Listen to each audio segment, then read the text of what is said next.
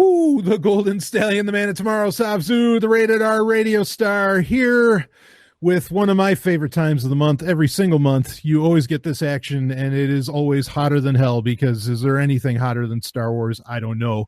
All right, I think there is, but that's besides the point. But this is always a great time, of course, because I don't ever have to do this alone. I am joined by...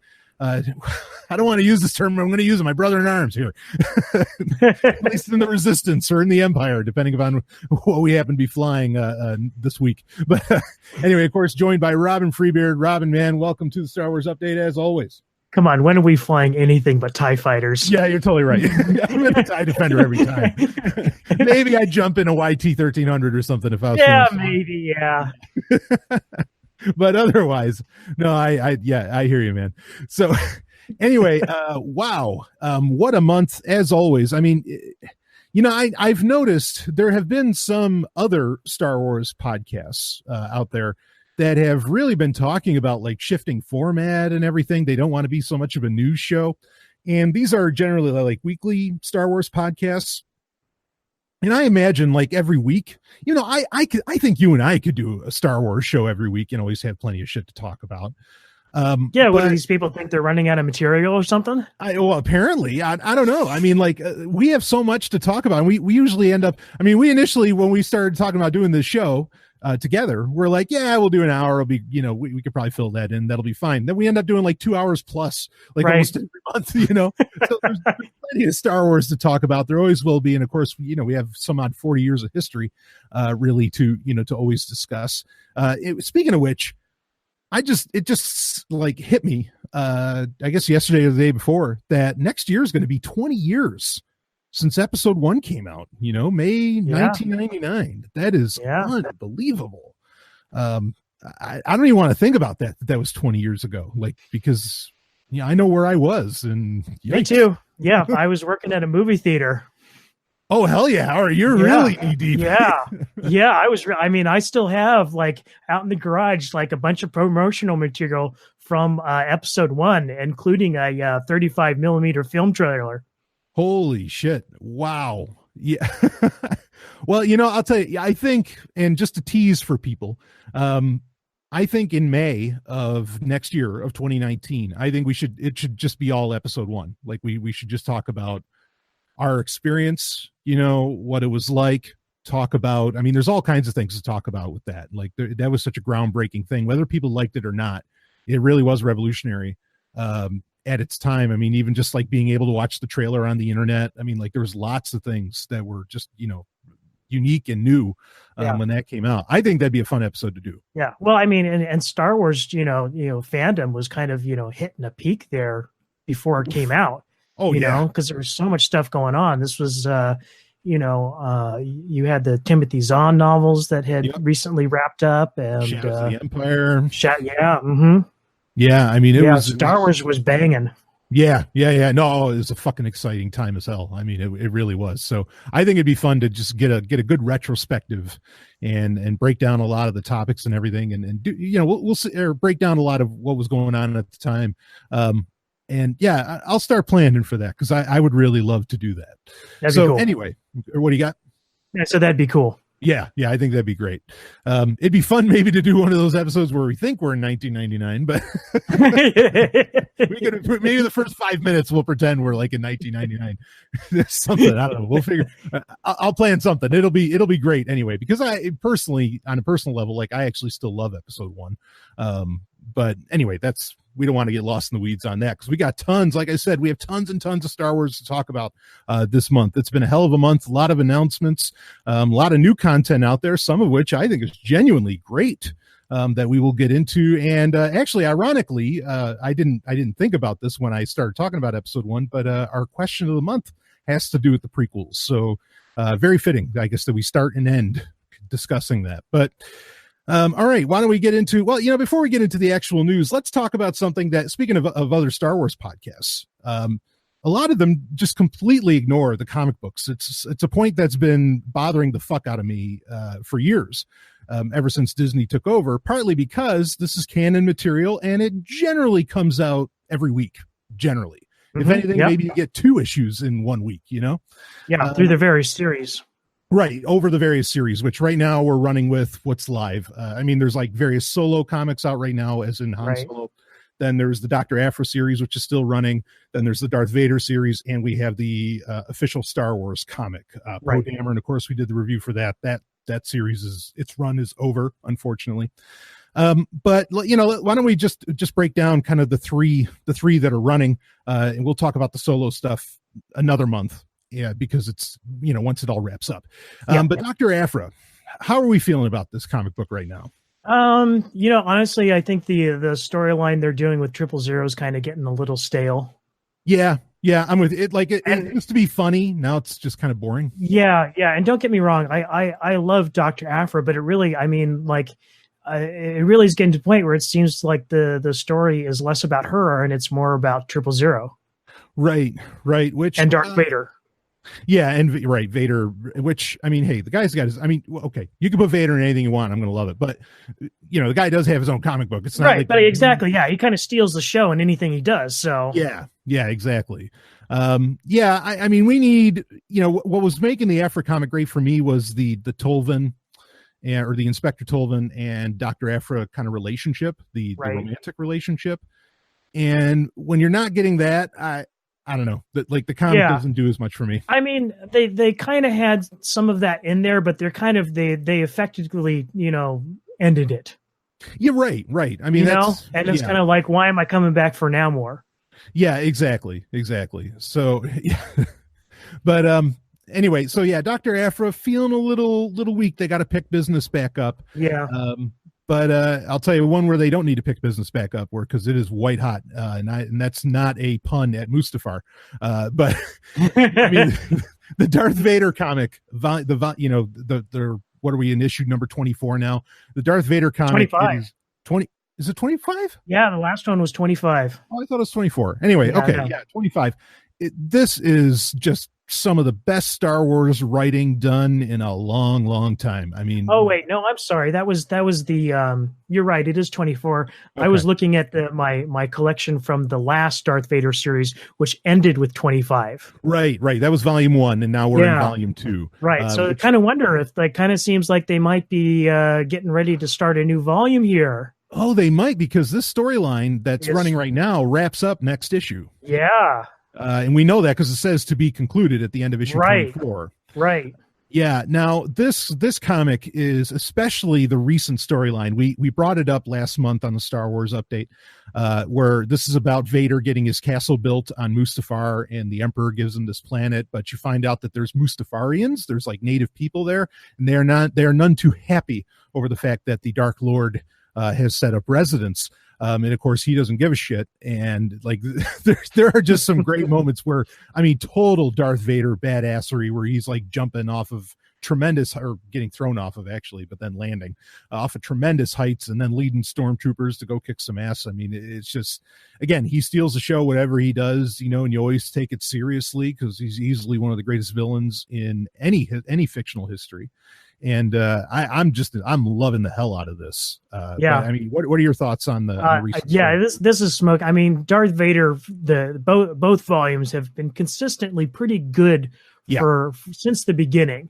But now there are moments in the first volume that I thought were just kind of like some of the best stuff in Star Wars comics. But this storyline right now, I would say, is even rivaling those moments. Yeah, I mean, we're seeing. Go ahead. And you've got like you were talking about, where the Mustafarians are rising up against Darth Vader, and like, you wonder how Vader could be wrecking havoc and destroying a planet of lava and fire, and yet he does it. Yeah, right. Yeah, I mean, it's amazing, and you're seeing some of like the most incredible force powers put on display. Especially throughout the recent storyline, which it's up to part 6, and I guess it'll end with part 7. Just incredible. And I mean, we're dealing with, in fact, really, this is getting into some areas that I think breaks some long-standing Star Wars tradition. In fact, even some Lucas tradition, which is that like people that they use the dark side aren't supposed to be able to come back to life, or well, okay, no, they can come back to life because obviously Darth Plagueis was capable of doing that. But I thought Lucas had some kind of rule that there were no dark side Force ghosts. And in a way, it kind of feels like they're doing that because Momin comes back in this, and they do call him Lord Momin in this. And so, I mean, that it feels like it's kind of breaking that, but then at the same time, I don't know, I'm just enjoying it.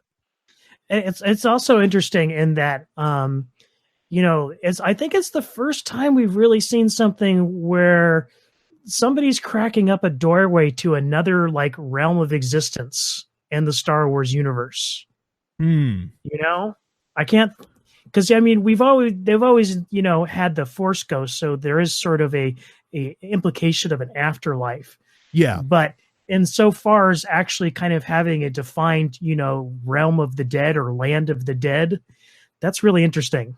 Yeah, I mean, and that's pretty much what we got. I mean, there is, of course, in Star Wars Rebels, they had the world between worlds. But that was kind of like the way they described that in the after shows. It was kind of like a pocket universe or something. Right. Yeah, exactly. It wasn't actually like a heaven or hell, which is it was what we're getting. Yeah, it was kind of like a grand central station of the Star Wars, timeline or universe. Right. It's almost like the mycelial network in Star Trek Discovery. That's exactly. That's what that felt like. But I mean, it is, it's an important point to bring up, this idea of an afterlife in Star Wars. Obviously, Force ghosts, hint at that, but also, in Empire Strikes Back, I mean, this is a line that's always baffled me, and it's not just an Empire anymore. Now there's been other comics where people have used the term, but Han Solo clearly says on Echo Base, he says, "I'll see you in hell," and so there is a hell, right. I mean, you got to do something with that. Like, and so for Vader, the Vader comic to be showing what would appear to be that kind of thing.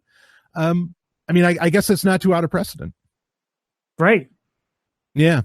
So I don't know what to make of that, but this is, this is the stuff. And I love this is when we get to really explore the nature of the Star Wars universe at the really deep core. Anytime that any material, movie, expanded, whatever, or other mediums, whatever it is, I always love that. And we're really getting that with this Vader comic. So this is definitely the thing to be reading and experiencing. I think the best thing going in Star Wars right now. Yeah, absolutely. If anybody's got wants to pick up some Star Wars comics, I would definitely pick up, was it the last 4 issues?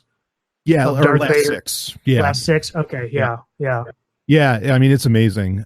So now a series that hasn't been that amazing and kind of lackluster and disappointing almost consistently is where Afra has had its moments. Vader's obviously been amazing. But the main Star Wars comic, which really should be the comic that shines, has not, and it really still hasn't. No, I can't even think of any moments within the main Star Wars comic that really stand out to me. Yeah, other than like the storyline with the Mon Cal. And even that was kind of like, I mean, it was nice, but it wasn't really anything special to me. They killed off Lee Char in kind of an ignoble way. Yeah. Not befitting a king, that's for sure. No. Right. And even that had Vader to kind of prop it up a bit. And in fact, it interplayed with the Vader comic, I think, as well. Yeah, it did. Yeah, which, that gave it a little more legitimacy. So no, I agree with you. There's not, I mean, I can think of the storylines like the post Jeddah storyline, dealing with what's her name, Shotorn or whatever. Maybe I didn't, or that other princess and how she betrays the Rebel Alliance. Like, I mean, there are some cool sequences with that, but overall, it's just been a lackluster comic series. And I mean, that last story they did with they kind of tied in the because the Vader stuff was taking place in the past, wasn't it? With the Mon Calamari storyline, and the main Star Wars comic was doing kind of the Mon Calamari uprising during the Rebellion era. Right. Yeah, so it wasn't like a direct crossover, but they kind of linked up because you kind of saw like the fall of Mon Calamari and then kind of like the rise again. But then the one thing that was really terrible. I mean, like here again, they've just not handled famous characters' death well, and they killed off General Dodonna. Yeah, in the and not even on storyline. screen. Right. Yeah. Yeah, I mean, it's good to have an answer. Where did he go? But no, they did not handle that well at all. I mean, in general, Star Wars hasn't handled deaths well at all either. Like, I remember back in the 90s when Darksaber, the novel Darksaber, written by the man who shall not be named on this show, where they killed off Crix Madine. And I was like, I mean, not a big character by any stretch, but I was just like, well, that was shitty. Yeah. And of course, what they did with Chewbacca, New Jedi Order, I mean, like a bunch of things that just never made a whole ton of sense. It was just trying to bring on some kind of shock value. Yeah, I hear you. Right. So, and the whole point of resetting the expanded universe was to sort of correct the errors of the past, and here they are just kind of repeating them. So that is disappointing.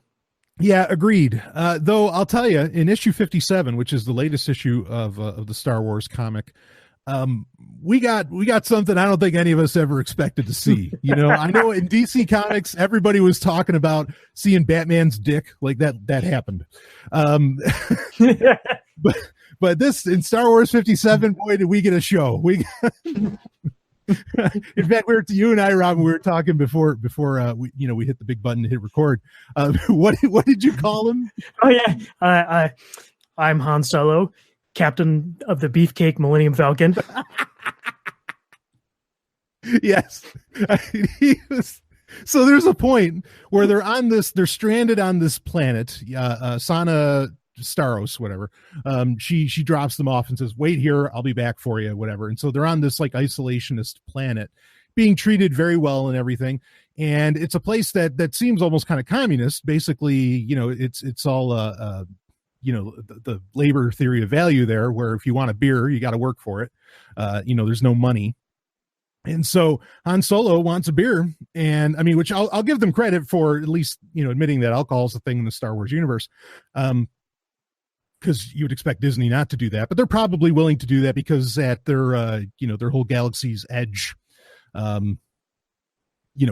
theme park that Disney's going to have, I'm sure they're going to serve alcohol for the adults. So you better start injecting it into the Star Wars comics, I guess.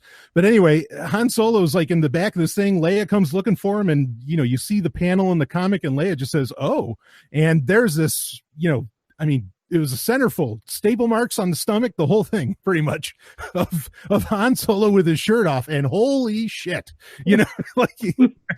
ripped. He looked like Frank Zane. I mean, he looked tremendous. And I was just like, what the hell is this? Like Harrison Ford has never looked like that in his life. Like, what the hell? Well, with one exception, finally, we have some canon material to match up with those Power of the Force action figures back from the 90s. Yes. Yeah. So, all right. That's a great, man. Bravo. Yes. So in 97, they start re-releasing all the Star Wars toys, partly due to the special editions coming out. Here's the thing, is that if you remember the Star Wars toys in the 70s, now granted that was before I was even born, but I remember them. Like everybody just looked kind of simple, not even G.I. Joe's, very flat and plain Jane. But the Power of the Force figures were all jacked. Like Luke Skywalker has like this huge chest, and he has the V-neck white thing on from A New Hope, and white tunic on from A New Hope and everything. It just looks huge. I remember Lando Calrissian, just looked like Lee Haney going around, or Ronnie Coleman or something. He looked incredible. Yeah, and it's like they had one body model for all the male figures, and they just like everybody was a beefcake. Yeah, right. Yeah, they only had one type. It was called steroids, and they just they just printed them all out in plastic. It was pretty amazing. But that's hilarious. That's what that references to, is that all these figures are jacked. And I remember back in the day, everybody was commenting on that. Like, wait, what the fuck what's with Macho Luke? Like he's supposed to be the eternal boy. He's supposed to be like Peter Pan in the Star Wars universe, and he looks like Arnold. What the fuck? So but now finally those figures are canon now. That reminds me, they did that before in the old Marvel comic series too. There was no, not Han, but Luke. They did a series where like Luke had kind of like long He-Man like hair, and he was totally ripped, and I think that's what they were going after, was like the He-Man audience. Yeah, I could believe that. It was amazing. Anyway, yeah. So Star Wars 57. If you want to see what Han Solo looks like with his shirt off, you're in for a sight. And I mean, I like to think, I do all right in the mirror, but Han Solo's got me beat 10-1. So, but of course, never tell him the odds. Anyway, yeah. So that's the comic news. I think to break down. That Darth Vader comic is everything. Everything else is really just bonus material at the moment.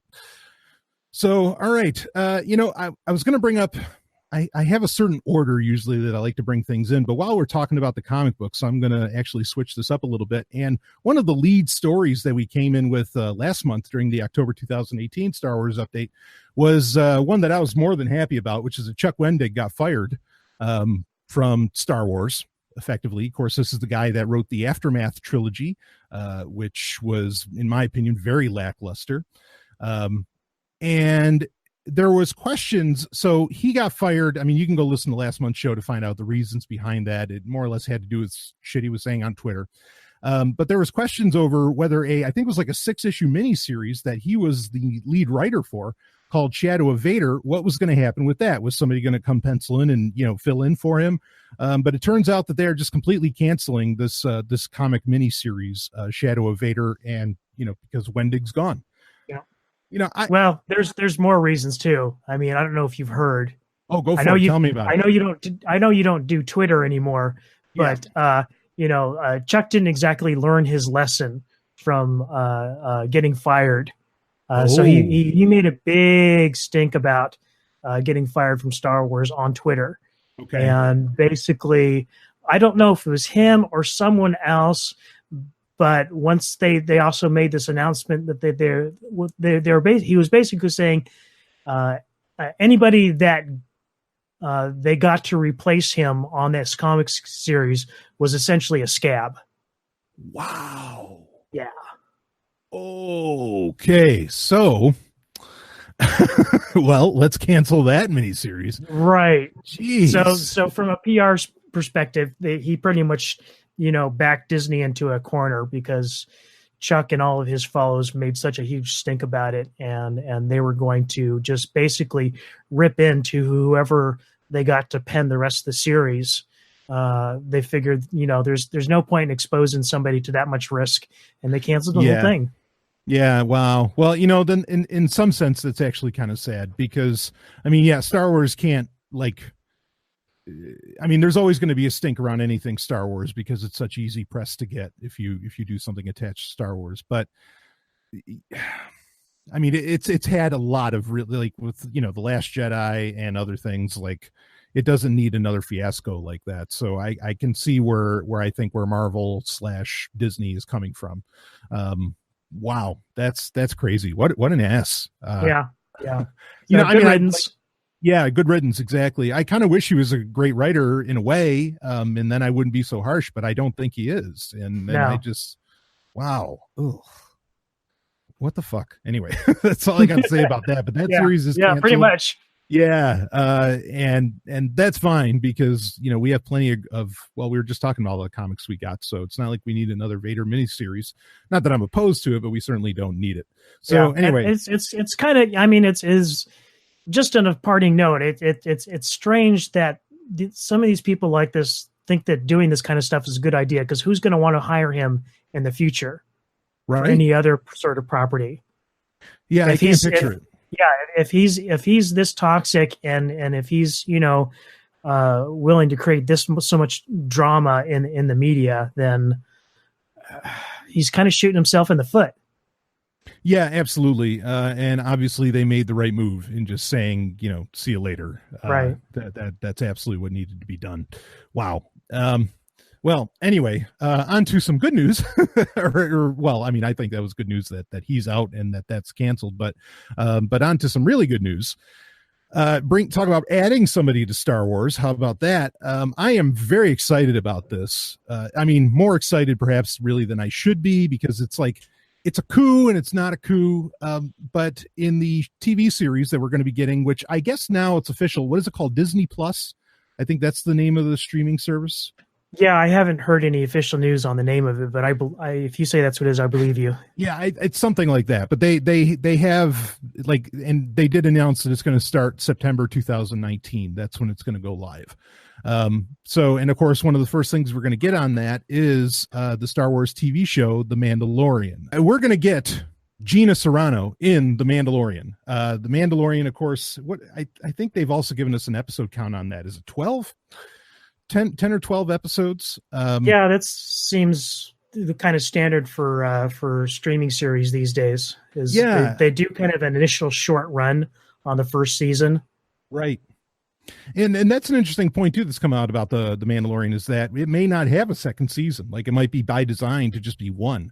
I'll be intrigued if that ends up being true. I mean, like, I don't see why they do that, but maybe that'll be so. But regardless, we are getting Gina Carano, which she is best known probably for like her role in Deadpool. But she's been in a lot of things. She's been in Fast and Furious movies. I remember first seeing her in the relaunch of American Gladiators about, I guess maybe that was about 10 years ago. And that is really where she started. And of course, then she was also in MMA. I mean, this woman is a legit badass in every sense of the word. She is not, admittedly, she voice wise, she's not the best actor in the world. Like, I can admit that. I will admit, I think she is very sexy. She's a beautiful woman. And tremendously talented physically and all that. And it'll be interesting to see what what role she has in this. We have no idea about that. But this is kind of news because she does land herself in some pretty huge franchises, and she does always have, at the very least, a presence. And so I'm excited for it. I'm a fan. I've been a fan of hers ever since the American Gladiator days. So to have her in Star Wars, I think that's great. I don't know. What do you think about it, Robin? Yeah, I think it's cool. I mean, I think I mentioned to you before that I think this indicates that she's probably going to be lending some sort of physicality to the series, and that they're going to have a good deal of action.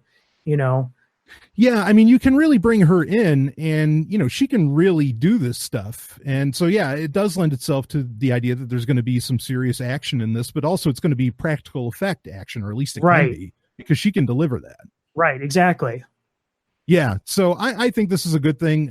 Just about any announcement. I mean, I haven't heard really I've never heard a bad casting decision really in Star Wars yet, since Disney took over. Even with Alden Ehrenreich, like I didn't think that was horrible. Go ahead. Who were you going to get to replace, Harrison Ford? I mean, that was going to.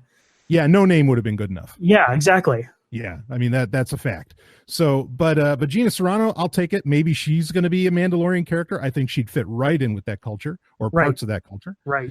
And there was something else I wanted to mention. I forgot to bring up in the Star Wars comics, but sure. The people that planet they're on in issue 57, I'm kind of wondering if those guys are Mandalorians. Because they refer to themselves as a clan. That's true. And they are kind of hunter types. Yeah, and they said they had a violent past. Yeah. Oh, that's interesting. All right. Well, we're going to see if that happens. So in the main Star Wars comic, the present planet, that their isolationist planet, might just be an entire family of Mandalorians. Yeah, and the reason I bring that up now is because there was a theory, I don't remember who put it out there, that possible that these Mandalorians would have some sort of involvement in the TV show. Oh. And they're kind of, seeding the rest of the Star Wars universe with, some of these characters or whatnot. That would be totally fine with me for a bunch of reasons. I mean, and certainly, I mean, the biggest reason is that I want the comic books and the novels to be taken seriously and to have purchase in what happens in the greater Star Wars universe, live action and so on. And the theory that I heard was because these people were living in isolation, and it did seem like they were pretty much hiding from the Empire. What if the events in the comic, the rebels lead the Empire to these people, and they end up having to scatter, and this Mandalorian refugees end up being in the the focus of the show. Oh, I like this. Yeah. All right. I mean, we always want to speculate responsibly, but this has a little weight to it, I think. Yeah, I thought so too. Yeah. Okay. And No, I dig. normally I don't, advertise other people's speculation, but when I heard that theory, I was like, oh, I could see this. I could go with that. Yeah, well, I think it behooves Disney to do some kind of like to really concentrate on new factions, on like on a third faction or something. Right. And to like make the Mandalorians another serious kind of, competitor in the galaxy, alongside the Rebellion and the Empire, or later on, of course, the First Order and the Resistance. Smart idea, like Yeah. absolutely do that. Yeah. And the other thing that lent itself is,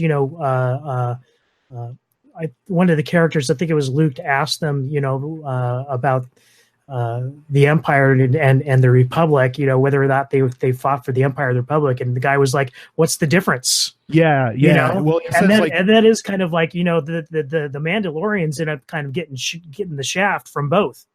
Yeah, no, that's true. Yeah, I remember that point. That was actually a really cool point, like saying, did you work for the Empire or the Republic? And he says, when did one become the other? Like, right. You can't, can you tell me? I don't think you can. And it's a great point to bring up. It was like a really cool little moment. So yeah, boy, that you're right. I like this, that they're Mandalorians. I mean, I'm digging the planet that they're on, like this isolationist planet. Like I kind of like it. But got to see where they're going to go with it. You're always waiting for like, the knife handle to turn somewhere. But yeah, cool. So Gina Serrano, I'll take it. I am all for that. More women in Star Wars, please. And if it's an actress or just a woman with pedigree like this, I mean, I'll take it. I really think it's great. So now, speaking of TV series, this was one that it surprised me. It's not a bad move in my opinion, but it surprised the hell out of me. But we're going to get a Cassian Andor live action series. Yeah. And this is going to be a 10 episode run. Diego Luna is going to return to reprise his role, of course, from Rogue One. And I mean, not that I saw Diego Luna doing a whole bunch of other stuff anyway, so it doesn't necessarily surprise me that, he's willing to come in and do a TV series. Of course, we live in a different world than it was 20 years ago, where, it used to be that movie people would never do TV, and TV people were always dying to get into the movies. Right. It doesn't work that way anymore. That artificial divide doesn't exist. So this isn't really, I mean, it's only surprising in that really a Cassian Andor series. I mean, Robin, when you first heard this, what did you think?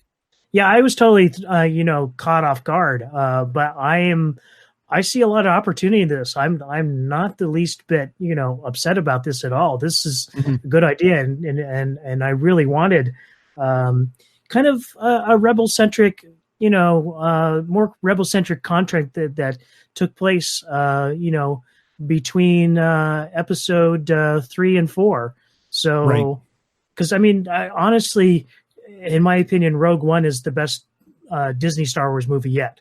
So, the more they play off of that, I'm all for it. Yeah, and it definitely presents the opportunity to present characters in live action that we've seen from this era. So if we end up seeing characters from the Rebels show up in live action, I think that would be really cool.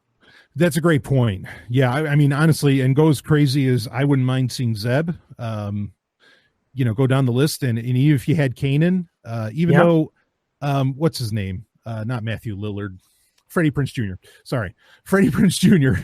I don't mind if Matthew Lillard came into the Star Wars universe either. Go ahead, but Freddie Prinze Jr. has made it pretty clear he would not play a live action Kanan Jarrus. Right. But you could get somebody to do that. That'd be a cool way to see some lightsabers in it. I think this would also offer an opportunity.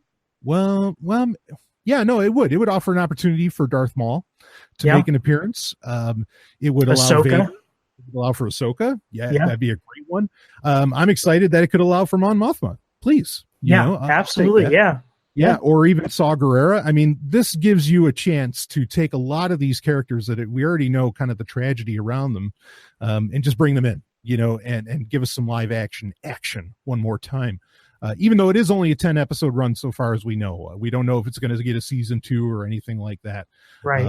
But I imagine this is going to be pretty popular. Like I think this is going to hit. I mean, honestly, like I hate to say this, other than Ben Mendelsohn, like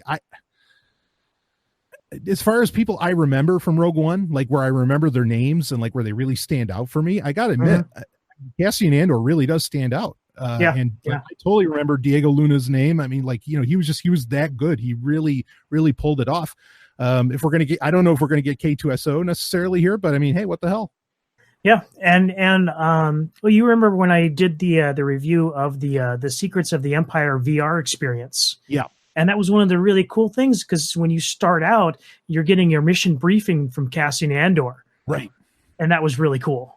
Yeah. And I like this. I mean, if it gets to play a little espionage game because he is in Rebel Intelligence, I'm all for that. You know, give me some Star Wars James Bond, you bet your ass. And honestly, Diego Luna could pull off a very smooth character, I think, where, you know, it could almost be sexy. And then I would love that if they did so. And it would also give a chance to, you know, kind of explore those sort of darker elements of the Rebel Alliance that they hinted at in Rogue One. Yeah, absolutely. Like, this is, you know, I think we talked about this last month, maybe when we were talking about what dream show would we like to see. None of us mentioned a Cassian Andor series, but we did both mention we'd love like a TIE fighter show, you know, where it's from the Imperial perspective. And this could help give us, or at least start pointing in the direction of where, you know, look, the rebels are terrorists, you know, I mean, from a certain point of view, not to quote Obi-Wan, but from a certain point of view, these people are terrorists. And to see that darker side, that would be fantastic. Yeah. You know, well, even from the Rebel perspective, I mean, I think he even said in Rogue One that, you know, they had all done things that they'd regretted. Yeah. Or that they felt were terrible, that were done out of necessity. Yeah. And also, you know, speaking like with the novelization for Rogue One by, was that Alexander Freed that wrote that? I think so. Yeah. Yeah. He talked about, or in the book, it talks about how Cassian was like, his family was in the Confederacy, you know, and that, like, you know, that would be cool. Like, cause he says, I've been in this since I was like 6 years old. I'd love to see some flashbacks or, you know, something to where you could see some more live action Clone Wars action like that. That would be nice. Yeah. That's Cassian cool. Was a really young boy. Yeah. I hadn't thought about that. I really like that. Yeah. No, I'd take that all the way. So, I mean, great stuff we already have lined up for the Disney Plus streaming service. You know, we have Clone Wars, we got the return of that. We have, you know, we've got Diego Luna coming back as Cassian Andor with his own show, and then of course we have the Mandalorian, which is already looking fantastic. So, or like it's shaping up with some really cool stuff. So yeah, exciting things going on as far as TV shows and Star Wars. You know, let me ask you, Robin. Actually, so I've heard some commentators within, you know, kind of the Star Wars fandom saying that they think TV is where Star Wars is really going to shine, and eventually, like, TV is just going to be the main thing that people know Star Wars for. How do you feel about that kind of comment? I'm not necessarily against it. You know, while we were talking about this, with them doing sort of these 10 and 12 episode runs of these shows that are coming out, I'm almost kind of wondering if Disney is kind of going for, you know, a series of anthologies. Sure. You know, every year have a new sort of focus of different characters and timelines, and kind of like True Detective, where it's like one show, it has a name, but every season is like a different it's a completely different storyline, different characters or whatever, but you know, it has kind of this format as to where this could be like an anthology thing. Because the Cassian Andor show, that's going to be the year after the Mandalorian, isn't it? Well, or at the same time. I'm not sure as far as release dates, you mean? Yeah, I'm not sure when they're going to. I didn't catch a date on when they're going to start releasing the Cassian Andor series. Yeah, I could be wrong on this, but I think the Cassian Andor is supposed to air the year after the Mandalorian. So I mean, I'm kind of just like wondering if, like, you know, next year we're going to hear about another TV show that is going to, you know, be in 2021. Yeah, well, it'd be smart to do Cassian Andor the year after, because I mean, The Mandalorian is obviously, if the streaming service doesn't start till September 2019, The Mandalorian is going to run into episode 9 pretty quickly, you know? Right. And so I think flooding people with The Mandalorian, episode 9, and if the Cassian Andor show was run at the same time, I don't think everybody would be able to watch that. Yeah, And well, we've talked about, kind of Star Wars burnout with when we had, what is it, Han Solo coming out right after, 6 months after Episode 8, and that was kind of a mistake. Yeah, no, it was. There's a point I want to bring up with that, but I mean, the other problem is that, Netflix, for example, which is the biggest streaming service at the moment, does have the problem where there's so much content coming out, people can't literally keep up with it, and they just miss it. Like they just won't know that it even exists. Right. And I kind of feel like that same thing could happen here, where even if people would be willing to watch a Cassian Andor show, if they were just flooded with so much content on the Disney streaming service, they'd completely miss it. Like they just wouldn't even know that it was necessarily a thing. So yeah, I think pausing a bit would be a great thing. So I did hear, speaking of Star Wars commentators, I did hear another great point brought up, talking about how like it was a mistake for Solo to come out in May when The Last Jedi had just dropped in December, just 6 months previous. And that was that really, like, if instead of Solo, if that movie was potentially either Obi-Wan, which we know is going to be a movie, and like I guess that was at one point that really was a done deal, and now they're just not doing it. At least not for now. If it was an Obi-Wan movie or if it was a Darth Vader movie, it wouldn't matter. It would have done just insane money. Like really, and this is something, this is kind of a side subject, but just that this was and you said it very well, like this is, and many others did as well, that this is the movie that just nobody asked for, nobody really cared about whether they liked it or not. It just didn't need to be there. But if they had made a movie, with especially like a Darth Vader movie, like no matter what, it would have been huge. It would have been amazing. So we can't put, like, I think it's a solid point, and Bob Iger has admitted that it was a mistake to release the movie that much, that close to each other. Mm-hmm. But if it was the right movie, I don't think it would have mattered. Yeah, I mean, it is kind of unfortunate that we got the Han Solo movie instead of an Obi-Wan or Darth Vader movie. Absolutely. And that it had to be the Han Solo movie that kind of, spoiled it for everybody. Yeah. No, I agree with you completely. Yeah. Anyway, one day someone's going to come out with like the secret history of Disney Star Wars, and we're going to be like, oh, now that makes sense. That's going to be an interesting story. Yeah, I can't wait for that. Because all they got to do is from 2013 to 2018. Yeah, and there's just so much juice there that I know is going to be amazing. I can't wait for that book. Someone's going to be sneaky enough to make that. But anyway, well, I guess before we get into, we do want to talk about and do a little review of the past 4 episodes of Star Wars Resistance. But before we do that, since we brought up The Last Jedi, certainly one of the most controversial aspects of The Last Jedi is the fact that, well, kind of like I said earlier, is that, Luke Skywalker was not Peter Pan, was not the, the boyish character, or the ever boyish character that I think everybody was expecting him to be, the always hopeful, the optimist, and so on, and always youthful. That he acted like a very old man, and not just an old man, but a grumpy and tired and sick of shit, kind of old man. There was a story that made the rounds recently. Actually, Esquire has it here, and I'll just read the headline. An early Star Wars image proves Luke Skywalker's twist in The Last Jedi was planned from the beginning. And basically what they're doing is they're pulling from an art book for The Force Awakens.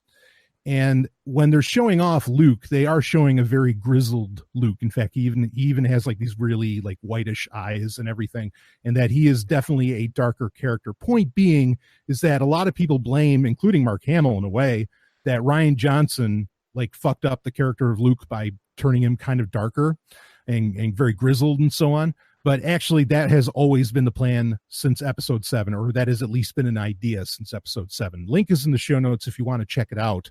I do remember this from the Force Awakens art book, which I have a copy of. And I didn't think about it much then, but now that they point it out, yeah, there it is. I mean, how do you feel about this, Robin? Yeah, I mean, I kind of feel like this is obviously not new news. Right. And I think they're, to a certain degree, they're grasping at straws to be kind of digging through old art books to make headlines. Sure. So and not only that, like the things that we've heard about Lucas's original version of Episode 7, and the kind of story that is told in the concept art for the Force Awakens before they did all of the they decided to write their own scripts. I mean, there was going to be scenes where we saw the part of the Death Star 2 underwater, and they were going to be exploring it underwater, all kinds of weird and just freaky shit. And this is kind of like a little too much speculation for my taste. Okay, that's fair. I mean, apparently the production crews have like confirmed that, that this was going to be the idea regardless. But I think your point is solid that they've had a lot of ideas that they kind of shifted and went back and forth on whether they were going to go with it. So you're saying, if I'm hearing you correctly, you're saying like it was still Rian Johnson's call. He still pulled the trigger to make. Because they're basically trying to go back and kind of establish some sort of certitude with what they were going to do with the character. And from looking back at The Force Awakens and everything that was going on with Episode 7, there was no certitude up until the moment they started filming. Absolutely. And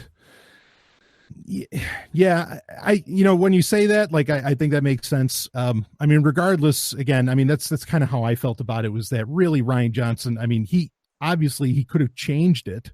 Even if this was the plan, he could have clearly said whatever the hell he wanted to say, because he obviously disregarded a lot from The Force Awakens. And I really think he did. I don't buy into necessarily that he didn't know. I mean, I know like some of what he wrote, he knew ahead of time, but he really could have changed shit at any given moment. So this is interesting, but I'm with you. I like it. You make a great case. So just an interesting little tidbit that people have been kind of going nuts about. I mean, anything they can do to defend that last movie, boy. Yeah. Well, I mean, that's really what the article is about, is shutting down the naysayers, which, I mean, hey, fine. I'm just kind of like over internet arguments about Episode 8. Yeah, absolutely. Yeah. Like, I mean, as I said, I think I said it last month, my verdict on Last Jedi will come when Episode 9 comes out. What that does with the saga will judge how I feel about, the past two movies in a very real way. So, or the past two episodic movies. But yeah, fair point. So anyway, want to talk up some Star Wars Resistance? Awesome. Hell yeah. So we got, let's see, episodes, what do we got? 5, 6, 7, 8, and 9. So actually, I guess it's more than 4 episodes. So I guess I'll just ask you, Robin, I mean, how are you feeling about the show right now overall before we break down some of the episodes? I'm not into it as much as I was the first season of Rebels. This is not to say I'm not enjoying it at all. One thing I keep on expecting, and they just really haven't done, is exploring the characters of the aces. I want to know more about these characters, and we keep on not getting it. In fact, we got a whole new ace pilot in one of these episodes. And it was a great story. It was a really good story. I enjoyed it a lot, but it was a new character. Yeah. And I'm like, when are we getting to know about some of these other characters that are, established on the base? Yeah, agreed. And they really were like, I mean, they were doing mini documentaries about all the aces and everything that are supposed to be, at this platform. Right. It's Constable Zuvio all over again. Well said. Yeah. So, right. I mean, so in the last episode, which you were referencing, which is episode 9, which was the Platform Classic was the name of the episode. We end up meeting Marcus Speedstar, who is the brother to what's his name there? Yeager. You're right. So, and yeah, it was a great story. Actually, I thought it was a great episode. I do too. In fact, I think that was the strongest episode of the last 4 or 5 episodes. Yeah, I mean, and it was, well, I mean, spoiler alerts, like that was some heavy shit. Like, and in fact, it's kind of too heavy. Like you're talking about that Yeager's family, his child and his wife were killed by his brother because of fucking some racing bullshit. And I'm like, wow, that's dark. This really is a kid's show, and you're going dark.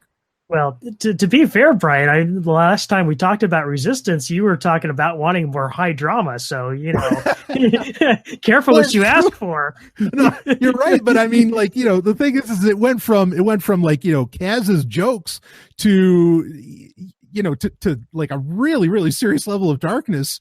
I mean, faster than Jaeger's fucking racer. I mean, like, it was like that's pretty quick to jump to that. Yeah. And I kind of felt like that's what they were going to say, is that he somehow was responsible for their deaths, which not a crazy thing to bring up. I mean, in NASCAR, this shit happens all the time. People don't talk about it often because I don't watch NASCAR before anybody, accuses me of that. They're listing lazily to the left. I mean, I can't, just can't do it.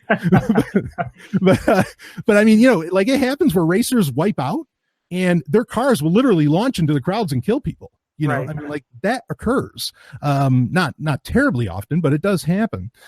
So yeah, I was just surprised at how dark it went. And also in that episode was like you said, how we're not getting the aces. That's my main critique right now as well. Because I think that's the first time we saw Griff Halloran, the ex-TIE fighter pilot, right, in a little bit of action, and you only see him for a split second, but yeah, and he has no speaking lines. Nope, none. I don't. We still don't know what the hell he sounds like. Yeah, I mean, we kind of, maybe from one of the documentaries we do, but not really in show. So yeah, I mean, we're meeting some of the other ones, like I think it was episode 5 where we finally got to meet Hype Phazon, which I thought was a funny character and cool. That worked.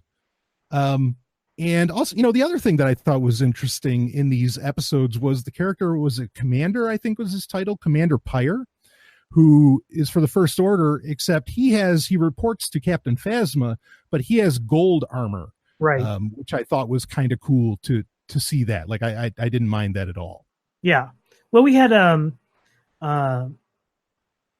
what was the character they had? A stormtrooper with red armor too. Was that the Phasma book? Oh yeah. Actually, in the Phasma book, right? There's that kept. Yeah. Oh shit, I can't think of his name, but right, he did have red armor and was like tied really closely to Snoke. Right. Yep.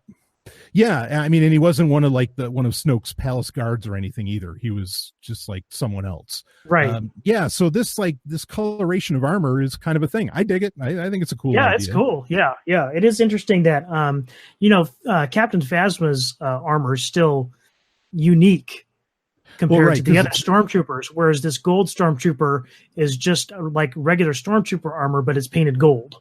Yeah, because hers is made out of the one of the Emperor's Naboo ships or something like that. Yeah, it was either Emperor's or it might have even been Padme's. I don't know. I don't think they were ever like really clear on that, but right. But that is Naboo chrome, right? Royal chrome that she's wearing, which is a big deal. Right, but even like the shape of her helmet is different than the rest of the stormtroopers. True. Yep, that's true. Yeah. Yeah, so she still stands out, but it's cool to have these other characters that have this sort of thing. The other interesting thing, and now I can't remember the name of the gang, but they showed off that gang that wears red armor and they have like the singular like target symbol. Oh right, yeah. Gosh, I just had it too. Guavian Death Squad. Yeah, that's it. Guavian Death Squad, exactly. That was cool to see them again. Yeah, because they've appeared in previous live action material, and yeah, so I mean there's some nice tie-ins. We're getting some cool tie-ins. We're getting some cool story. I mean, especially I definitely think really, and the main one that's really worth talking about is the platform classic, the last episode. We also find out more about like that after the Battle of Jakku. Yes, that is absolutely where the Empire was finally defeated. And also that the New Republic military completely downsized or significantly downsized after the Battle of Jakku.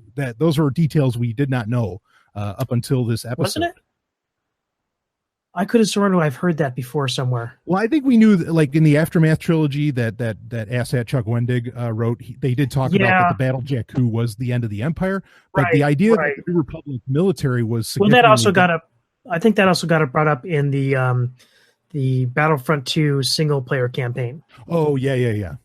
I think you're right about that. So, but that makes some sense. And that's an interesting point to bring up that, the Republic would downsize its military.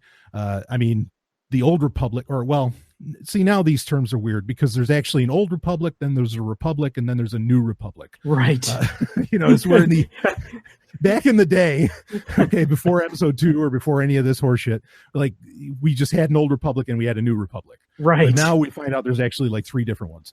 But anyway, the republic, I guess we'll say, not the new republic or the old republic. The republic, which eventually became the empire, or, that is like the centerpiece of the Clone Wars, didn't really have a military. Right. And like that was the big deal about hiring the clone army, was like, exactly. We haven't had it. So it makes sense for the New Republic to do that. I don't think we ever heard that explicitly, but that was a nice bit of detail and this is what I want. I just explain, give me the galactic news, tell me how what's going on all over the place, and that has broad ramifications, which this does. And it explains, what happened to Poe and what happened to Yeager. Like, why is Poe available for the Resistance? Well, because the New Republic Navy downsized. Right. People got fired. And I mean, that's a good thing, in my opinion, that people get, that the military shrinks. It can shrink to 0 for all I care. But yeah, that was interesting. So personally, I'm enjoying the show. I definitely episode 9 of it has been the best one so far. I share your critique, Robin, of that we're not getting the aces, and I really want to know about the aces. Right. And I'm not sure how many more episodes we have left, at least 2. Yeah, I don't, I was trying to look this up online earlier today, trying to find out how many episodes we had left. And I can't really find any solid information on how many episodes we're getting in season 1. Yeah, I'm not sure. I know we're at least getting 2 more. That I can definitely. And I assume we're going on hiatus for a while until after the holidays. Yeah, most likely, which Rebels did every time. Right. Too. Right. Yeah, same schedule. So I do want to give another mention quick on Resistance. I thought that episode 7 of the show, which was a Signal from Sector 6, was also a standout in that we had Poe Dameron with, being voiced by the man himself. I mean, it was a really cool little episode, kind of a scary one, and yeah, for me, I don't like that in Star Trek, but Star Wars can pull off scary. And I thought that worked. Scary and oddly goofy at the same time. Yeah. With the Kawaki and monkey lizards. I mean, you just, you never would have expected that. Yeah, no, absolutely not. But it works. And Poe was great in it. And I do like this new character, Sonara. Is that her name? Oh yeah, the one they rescue. Yeah, I do like this new character. It's not really. I mean, they heavily kind of laid down the suspicion early on, even before they revealed that she was working for the pirates. But it's definitely not clear where this character is going to go, because in the episode where they actually, carry out the attack on the platform, what's her name? The other mechanic in Yeager's shop, saves her life. Yeah. And she's, really taken back by this. Yeah, it was Tam, I think is her name. Yeah. And so you can definitely see she's like really kind of reconsidering her place in life. And so it'll be interesting to see what happens with this character. Yeah, and even between Sonara and Tam, I mean, there's like some hint at, maybe a little more than friendship. Right, and I like that. Yep, I'm all for that. I think that's great. So, yeah, the interesting thing bringing up about characters, the one character, I like most of the characters. Hell, I even like, what's her name, Aunt Z or whatever, the bartender. I dig them all. The only character I don't like is Kaz. He's kind of pointless. So. Yeah, I know. I guess maybe he's just your eyes in the universe, because everybody else is interesting. He's they're kind of pulling what do they call it? Like with the Twilight character, where they create a character for the audience to imprint themselves upon. Yeah, exactly. They make like a cardboard cutter or cookie cutter character that anybody can kind of put them. Yeah, exactly. Yeah, that's a good point to bring up. That may be exactly what they're doing. This could be totally on purpose. So, okay, yeah, that makes sense. Like any kid could think that they're Kaz, and they're just experiencing these amazing characters around them. So, okay, yeah. Well, anyway, it'll be interesting to see. We'll review the next couple episodes, I'm sure, in next month's Star Wars update. But so far, I'm liking it. I think it's fine. So, any other comments on Resistance, Robin? No, like I said, overall, I'm enjoying it more. Just give us more of the aces. Yeah, same here. Give me those aces. I'm all for it. All right, let's move on to another bit of news, which actually we have another new Star Wars show, but this one is very particular where it's going to be, and it is on a new YouTube channel, which surprises me because it felt like the fact that Lucasfilm has been labeling most of their YouTube content recently with this new kind of placard that says StarWars.com original. I'm sort of shocked that they're still they're like creating a whole new YouTube channel, which is called Star Wars Kids. And so you obviously know who it's for. I mean, honestly, I already thought that the Star Wars YouTube channel was for kids, but okay. I mean, as much as I watch it, I just kind of assumed, but anyway. But yeah, they're doing a new channel called Star Wars Kids. And actually the day, I think, after we are recording this, they will have the first episode of their new show. It's on November 30th. That is Star Wars Galaxy of Adventures. And I put a link in the show notes for the trailer for this. And did you watch the trailer, Robin? Yeah. And I'll be honest with you, I don't get it. Is this just for kids who can't bother to sit down long enough to watch the original trilogy? So this is right. You hit it. This feels like all they're showing. There's nothing new here.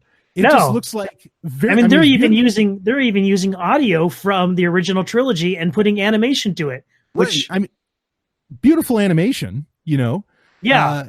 But it's kind of reminiscent of like the what do they call those? The golden books, that kind of children's book illustration style. Right. Yeah. So what it looks like is they're just going to do like little scenes from various movies or who knows what. I mean, the interesting part is where they could bring books or comics to life. Like that could get interesting with this, but it's all rehashed material. It doesn't look like there's anything original at all. Right. So yeah, yeah. I mean, I think you hit it. It feels like, okay, this is to like, if a kid actually couldn't sit through even 20 minutes of Resistance, this is for that kid. And it felt like a primer. It's almost like cave art paintings, right, of Star Wars for people. And in fact, I feel a little weird about it because it does feel like this is sort of a primer for kids who maybe can't really read yet or can't exactly grasp everything yet, but you're going to hook them to Star Wars very, very early, and I feel a little weird about that. Yeah. I mean, I understand what you're saying, but it's not like this hasn't been done before. I mean, that's basically what all of our favorite cartoons from the 80s and 90s were vehicles to sell stuff. That is, one of the hardest things I ever had to realize in my life was that like G.I. Joe and He-Man were just 30-minute commercials for toys. Right. So who knows? Maybe some, young kids will grow up and remember these little shorts fondly and love them. I'm not going to, say that they don't deserve that or they shouldn't have something like that. But yeah, and obviously with the channel be calling YouTube Kids, it's not for us, and that's fine. Yeah. I mean, I'll still check this out just to see what's going on. Right. It is interesting to note also that the Star Wars Kids YouTube channel right now only has like 3 videos on it. 2 of those are the first 2 episodes of Resistance. So that gives you an idea of the age range that they're looking for. On that channel specifically. But again, how do you feel about the fact that there's a Star Wars Kids YouTube channel? I mean, I am still shocked. I was really thinking that Lucasfilm was going for, we're going to host our own video. We're going to put our own content on StarWars.com. If you want to see the Star Wars show and all this other shit, you have to go to StarWars.com. I mean, but how do you feel about that? Yeah, I mean, I get it from a marketing perspective. It makes sense. And I almost wonder if they're going to be using this to maybe direct more kids to like Disney XD and stuff like that. And who knows? But yeah, I get it. It was surprising. Yeah. I mean, and again, especially even when you got the streaming service coming, I mean, like, I just figured this would all be content for that. Like, I'm just still surprised they're running with YouTube. But yeah, we'll keep an eye out of that. I'll probably do some kind of a review of it in next month, just to at least let people know what the hell it was. Right. Even though I can certainly appreciate and recognize that it's just not designed. It may not be designed for me. And okay, that's all right. So let's go into our last bit of news, and then we're going to get into our fan production of the month and then our question of the month. And the last bit of news was we have some new John Williams Star Wars music, and it is the theme, or at least part of the theme, for the Galaxy's Edge theme park, which is going to be at Disney World, Disneyland, whatever. And did you listen to this, Robin? Yeah, I did. I loved it. I do too. Yeah, it's cool. Yeah, I mean, it's great music. It feels like Star Wars. I don't know how much else there is to say on it. I mean, go ahead. Well, I love the fact that they really are kind of fully engaged in doing some serious world building for this theme park, and it's apparently it seems like it's going to have some impact, even as much so as like the comics and the other sort of stuff that's outside of the movies. So that's kind of cool. Yeah, no, I agree. There's been quite a bit of news actually of things that they have planned for this, for Galaxy's Edge. And a lot of it was like, wow, I mean, this is going to be deep. This is going to be immersive stuff. And yeah, it'll have impact on the broader Star Wars universe. Yeah. So anyway, the John Williams theme, I mean, the link is in the show notes. Give it a listen. I enjoyed the hell out of it. I already ripped it into MP3, and I have like this, like special MP3 album that I made of all this extra Star Wars music. Nice. And I put that there, and I've listened to it quite a few times, and, John Williams still has it. So, or at least he can still compose a great piece of music. In fact, honestly, like I think this is one of the best things he's done in like 20 years, or like 10 years anyway, I guess. Yeah, I did enjoy it more than say, anything in the episode 8 soundtrack. So exactly. That's exactly what I was thinking. Yeah. So anyway, check it out. I thought it was really cool. So, all right, let's get into our fan production of the month. And I might have a little bit of a surprise when we talk about this, but the fan production of the month, Robin, I'll let you take lead on this. This was your pick, and though I did take a look at it, and my mind was blown. But tell me all about it. Yeah, so I've been actually following this project for a very long time, and longtime listeners of the Star Wars update will, of course, be very familiar with the series of video games from back in the 90s that included X-Wing and TIE Fighter and X-Wing versus TIE Fighter. And of course, the last video game in that series was X-Wing Alliance, which puts you in the cockpit of the famous YT-1300 of the Millennium Falcon fame. And so the game, I think, originally came out in 99. So it was shortly before the release of episode 1. And since then, I think this project's been around for about, I don't know, probably more than 12 years. They have been updating the graphics for the game, because if you look at it today, it's really quite dated. And X-Wing Alliance was was actually the only game in that series that was fully 3D, because if you remember the original games, they kind of just had a 2D cockpit, and then the ships were all in 3D. Whereas in X-Wing Alliance, everything was rendered in 3D graphics. Yeah, they would eventually redo some of the graphics for like TIE Fighter and X-Wing, and they'd make it Windows 98 compliant. Right, but they still had the 2D cockpits. Right. Yes. Yeah. Good point. Yep. Yeah, so X-Wing Alliance was, again, the graphics now, and you can get this game, GOG has it, right? Yes, yeah, GOG and Steam, but I always go for GOG. Absolutely. It definitely looks dated, but I saw, you shared with me this upgrade, and link is in the show notes for people to check it out. I mean, and I was just like, holy shit, like they're showing, and they just recently did some updates in November, just a few days ago. The updates are kind of they've tended to be very few and far between in the recent years, but they're still working on this, and their goal is to basically replace every ship model and cockpit within the game, so that is fully realized. And I wouldn't say like modern graphics, but certainly much closer looking like the actual ships in the movies than was originally in the game.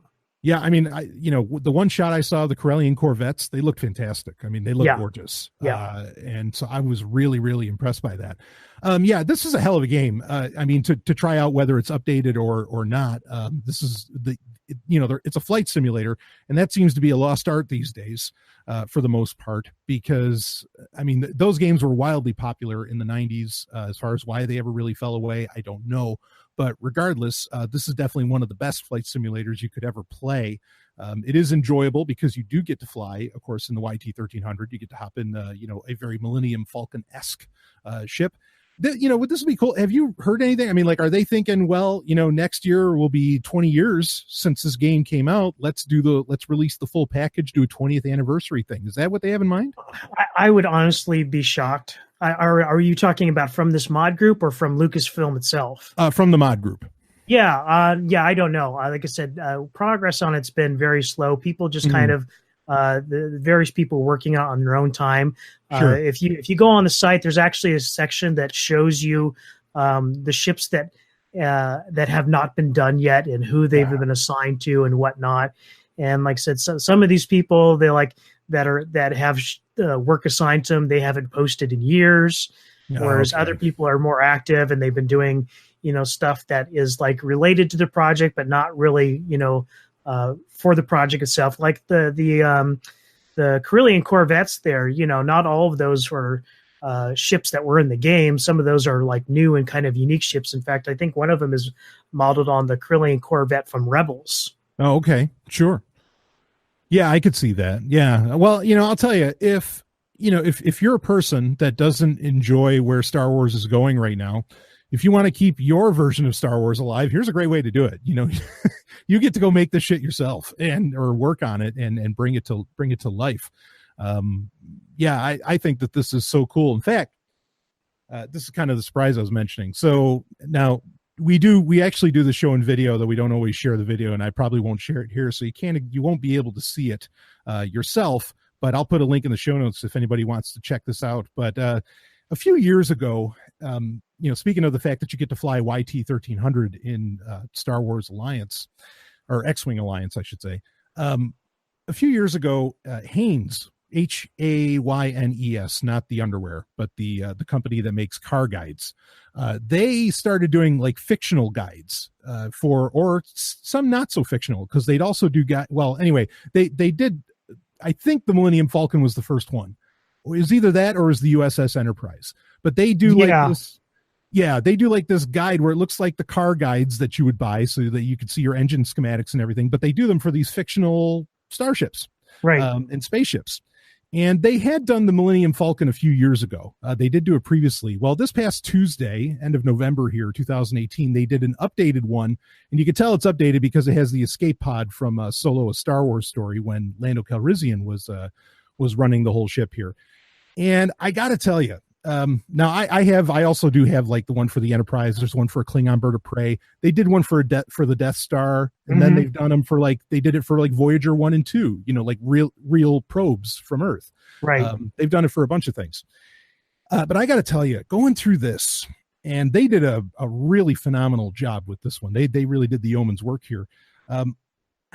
It just reminds me, I miss the good old days of like Star Wars technical manuals.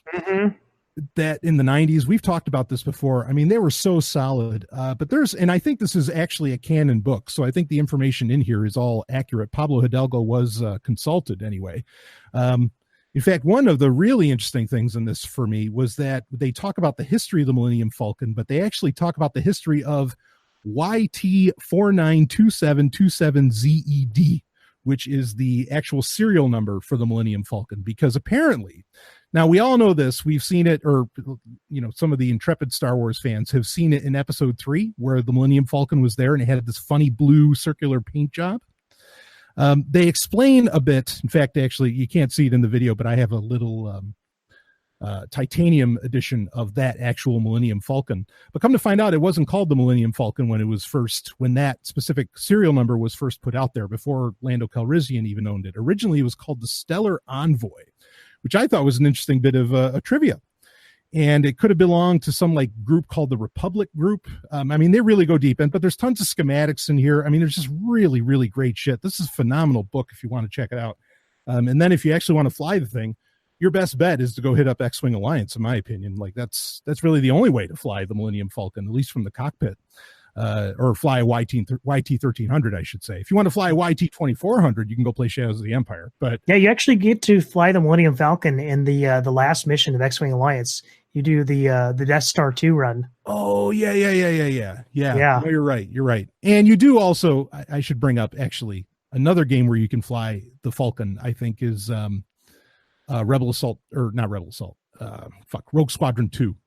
Right. In Rogue Leader, I think you get to fly the Millennium Falcon there as well. But anyway, I mean, yeah, great book, great companion piece. Honestly, I think to this, you can certainly check and see how well did these modders do on the X-Wing Alliance upgrade. Did you have any other comments on the X-Wing Alliance upgrade, Rob? Yeah, no. Other than, like I said, they're continuing to update it. It's really phenomenal work that they're doing. Like the ships just look great, and some people might think they even look dated. The upgraded versions look dated, but it is really kind of the best way to experience like a modern looking Star Wars sim. Yeah, I agree. I mean, and I don't, honestly, this isn't news that I was going to get into, because like I'm just modern gaming scene in Star Wars is just horseshit. Right. But like, I know they're doing a Clone Wars package for Battlefront 2, and yeah, Obi-Wan's going to be in it now, young Obi-Wan anyway. Right. And they got, was General Grievous too. Yeah. And they got the voice actors from the Clone Wars to come in and do it all, which I mean, right. I think that's great if they're getting work. I'm not complaining about that. But yeah, I don't think we're ever going to get games like this again. So no, it's not looking like it. Yeah, that kind of died with LucasArts when Disney gave that company the axe. Yeah, exactly. And yeah, I don't know. It's such a sad state with Star Wars gaming. I'd love to one day see the numbers of how do these classic games sell when they get re-released on GOG or Steam compared to like how does Battlefront 2 sell? And right. I gotta believe that the classic gaming, like on some kind of percentage anyway, is just killing them. Like because who wouldn't want to play these games? They're well, so I mean, solid. just the fact that I mean, I don't think there is a video game journalism outfit out there that hasn't talked about those games at one point or another. Right. So the fact that those games, being 20 years later or more, are still getting, press says something. And do you think do you think 20 years from now anybody's going to be talking about Battlefront or Battlefront 2? I don't think so. Not at all. Yeah, the servers are going to be shut down. So they're not even going to buy. I mean, I get nostalgic about them. I really doubt it. Yeah, same here. I don't think so. Yeah, I'm totally with you on that. Very similar. Well, I was going to make an analogy with the music scene. Like I can't picture, like Kiss is actually going on their final tour after like 50 fucking years, and like I'm just thinking to myself, I'm like, you ever think in 50 years people are going to give a shit about Slipknot? Like, no. Okay, that's just not happening. So I mean, and that's it. Like there's times where you just get those people in there with passion that are in there early and are innovating and everything, and then anything that comes after, I don't know, they could try and carry on that legacy, but when they don't even try it, you're just not going to remember it. And I think that's true in gaming as well. So anyway, great pick for fan production of the month, the X-Wing Alliance upgrade. I am fully supportive of this. I think it's wonderful.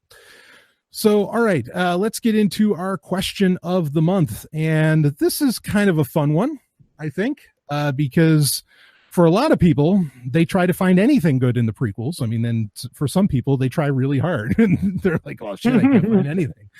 So the question for this month that I posited is, who is the best character of the prequel trilogy? I think if, we could honestly even do this right now. Like in the original trilogy, I think everybody has their pick and it's a pretty quick pick for them. Most people probably would say like Han Solo or maybe Luke Skywalker, maybe Darth Vader. And, I mean, it makes sense. But I think if you think about the prequel trilogy, it might be a little bit harder to think of like who is the best character from that, though I can imagine what most people would say. Like there's one that most people always compliment the prequels about, But anyway, Robin, I mean, what do you got for a pick on this, or what do you have to say about it? I really loved Qui-Gon Jinn, like Ooh. right from the beginning. And I know he's only in one movie. I mean, technically, you could say he was in Episode 3 because technically you do hear his voice. Yeah, you hear his voice. But yeah, and this is, and I'm totally biased because I also I love Liam Neeson as an actor. Yes, I don't think I've ever seen anything him do that I didn't enjoy. Same, yeah, Rob Roy, everything. Yeah. Batman. So I think it was a brilliant casting move and a great character, and all that came together. And I love that character. Yeah, that's a great pick. Shit. In fact, I remember. So first off, I just want to say, I think most people would probably say Obi-Wan. Yeah, that's the easy pick. Yeah, because and most people do agree. Even people that hate the prequels agree that Ewan McGregor was awesome. Right. As Obi-Wan, it was the perfect move. He just delivered, and it was Obi-Wan.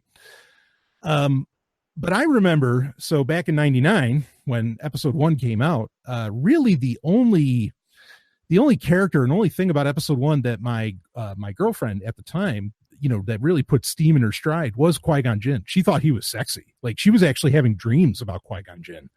And just thought, like, and everything. And I got it. Like, she would talk about it. Like, there's this point where he gives this sly grin to Watto. And she was just like, she said she would just melt every time he'd do it, Yeah. Well, he was just so, I mean, the fact that he was kind of like the rebel Jedi master too. Yeah. Yeah. I mean, and he was the only one that really kind of had the balls to speak out against the council. Yeah. Yeah. No, I hear you. I liked the book. Was it Cloak of Deception, which was this is the old expanded universe, but that was a prequel to Episode 1. Yeah. And he was a major part of that. And I thought he was great. He also, there was the Jedi Apprentice series where he was teaching another apprentice that went dark. And Outbound Flight by Timothy Zahn. Yeah. I mean, Qui-Gon was a great character in the expanded universe too. Yeah. So yeah, that's a totally solid pick. And yeah, Liam Neeson's just, he just brings gravitas to whatever he does. Yeah. And also, here, go ahead if you had. I initially fell in love with Liam Neeson. He played a role. They did a adaptation of Rob Roy, where he played the Scottish rebel, and it had the unfortunate timing of coming out around the same time as Braveheart. So you had two kind of like Scottish heroes competing against each other. And in the kind of like the long view of history, I still think Rob Roy was the superior film, and Liam Neeson has a whole lot to do with that. Sure. Yeah. I mean, and I know there's been memes made about this, but like, this is the guy, the actor anyway, who would play the characters that would train Batman. Like he trains Obi-Wan Kenobi. He leads the A-Team. Which actually I loved him as Hannibal in the A-Team. I thought he was brilliant, which is amazing to think that I would never have picked him for that, but he just does a phenomenal job. I mean, this guy has like trained the best or led the best in the world. He's really got it all. That really brings more context to your past girlfriend's infatuation, because he really is the ultimate daddy. Oh yeah. No, you're totally right. I mean, if you're fucking training Batman, I mean, and everything else, like, absolutely. Just in fact, another great movie that he did, and this is one I don't think people think about when they think of him. There's a movie called Chloe. It's a thriller, very, very sexy film, and like intentionally. And he was incredible in that. Wow. Anyway, what a stud. Good call on Qui-Gon Jinn. So, all right, I guess I'll go with mine. I really love Padme. I mean, I knew it. I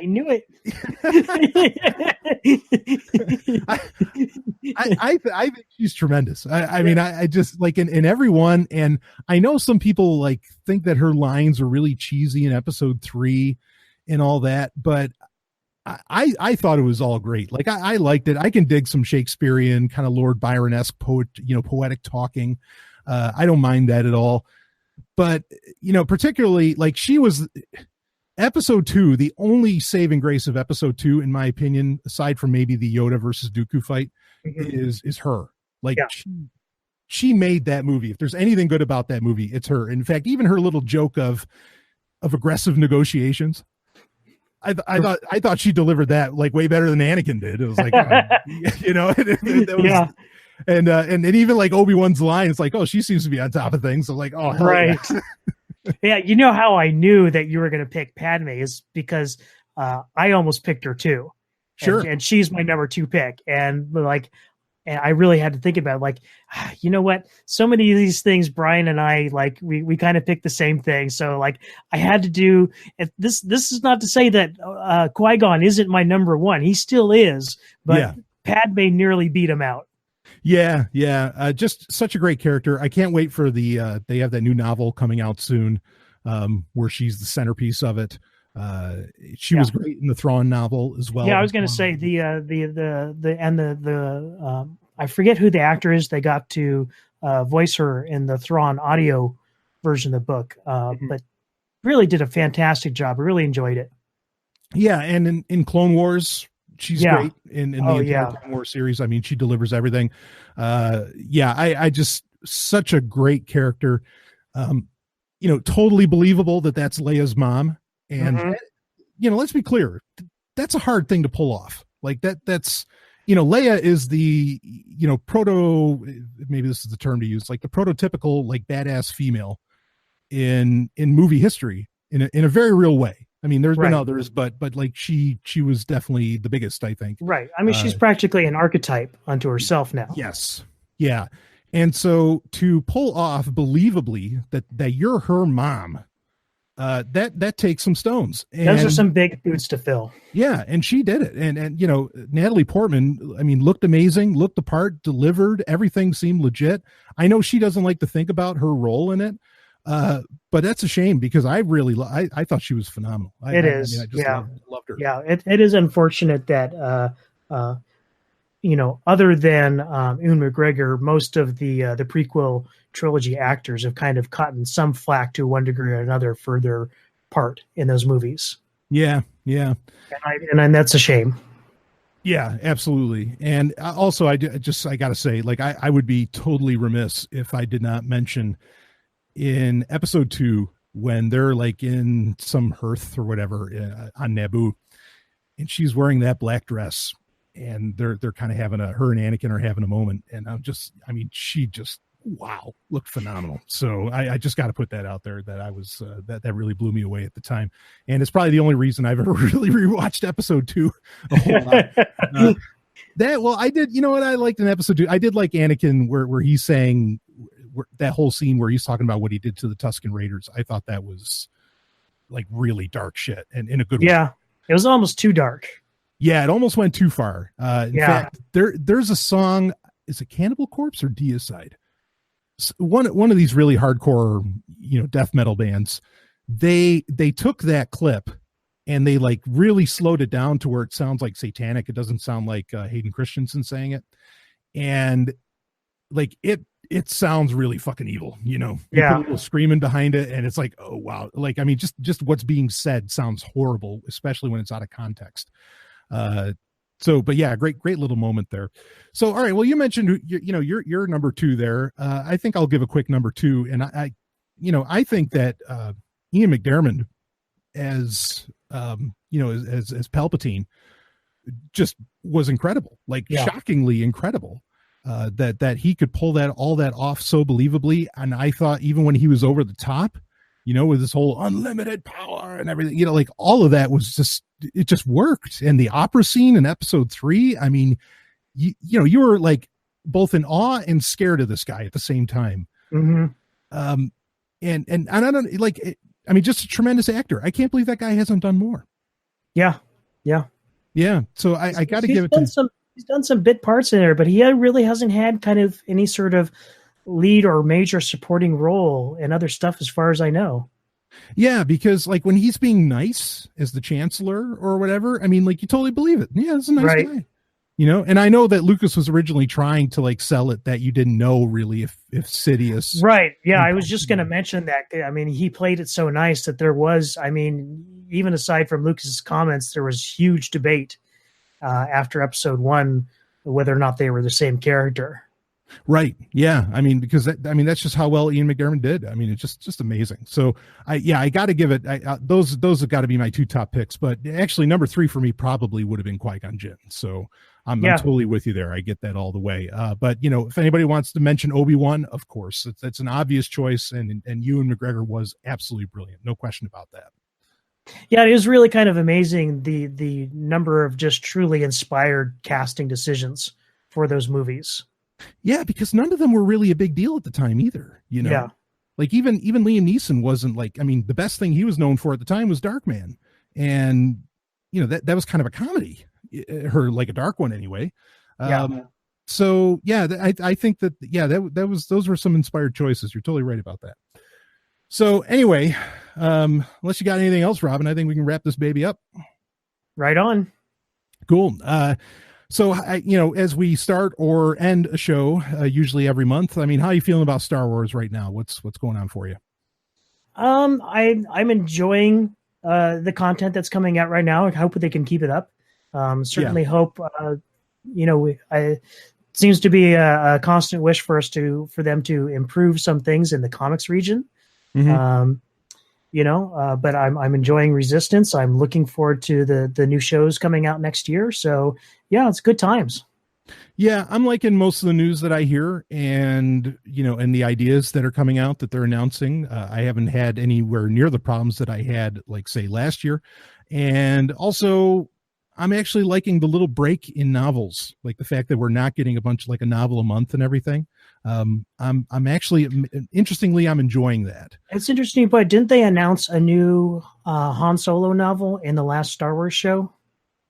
Oh, I don't know that they did. I think they did. They did. But there wasn't too many details. Oh, you got to watch that just for the fact that Sam Witwer is in that episode talking about Dungeons and Dragons. Oh yeah, no, I did watch it, but I didn't catch the thing. Yeah, I thought actually that was a great episode. That was great, especially when he's like, you know what? I think the Sith are really into playing Vampire the Masquerade. I'm like, fuck yes.